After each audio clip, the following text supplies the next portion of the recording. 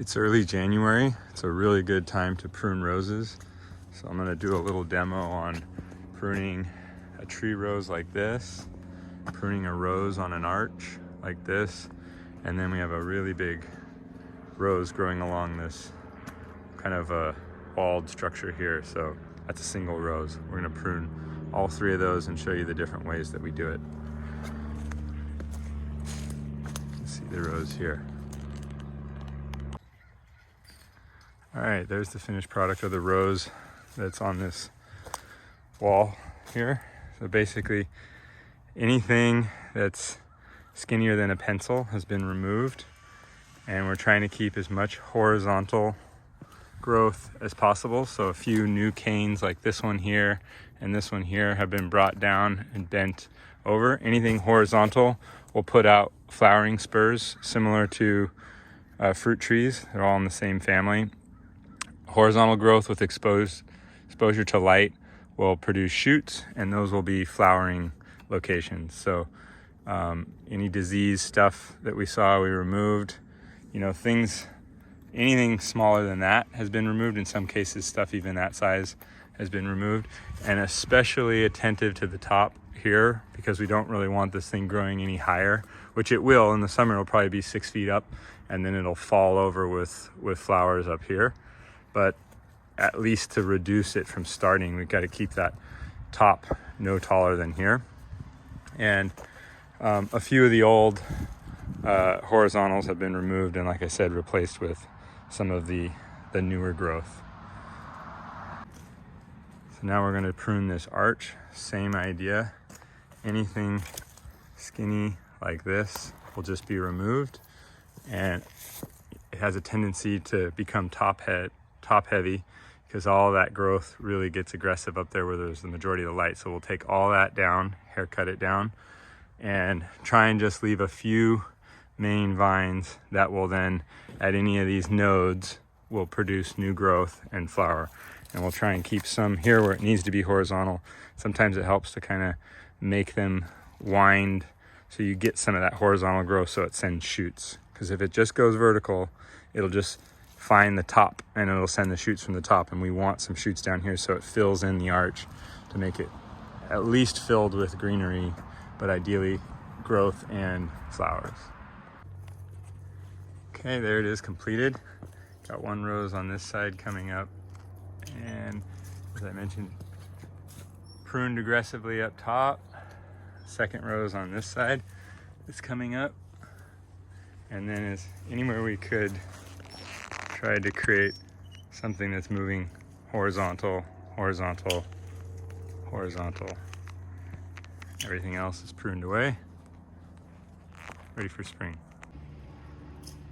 And this is a little tree rose, a white popcorn tree rose. So this is like 1 year of growth.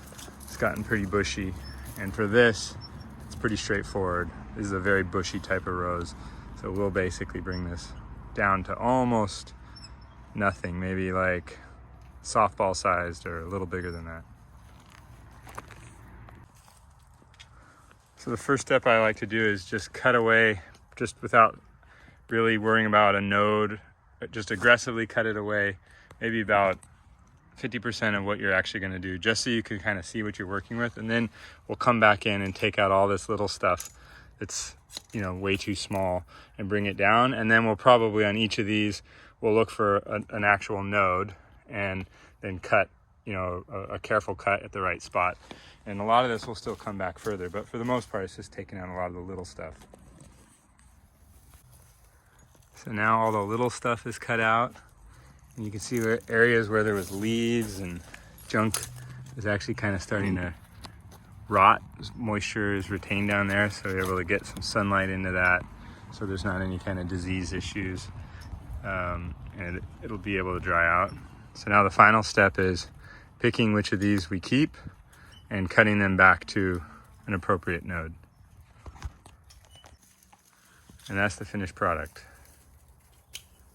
So some keeping it kind of open, giving exposure to air, and each of these cut at a node, and quite a few of them reduced.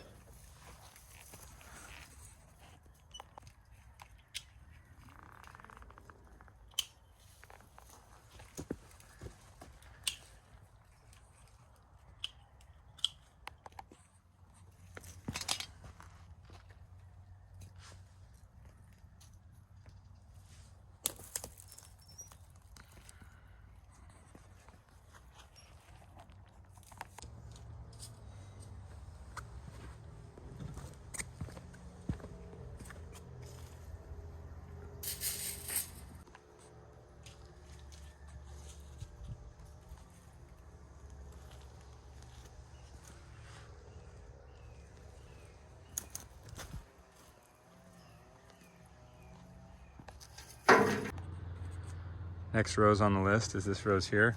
We're trying to promote growth along this fence here, this garden fence. And if we can, up and over the arbor here, but really because of this tree, it doesn't get as much light, so probably will promote a lot of the growth along here. So in this case, we really have these big healthy canes, but we're just gonna have to bring it down to a lot fewer. There's just too many of them for the space. So we'll try and take back a lot of these that we can't use because there's not enough light over here. Maybe we'll keep 1 or 2 to go up and over and try, but then we'll put 1 or 2 fresh ones out along the side there, and then pretty much everything else will get cut back.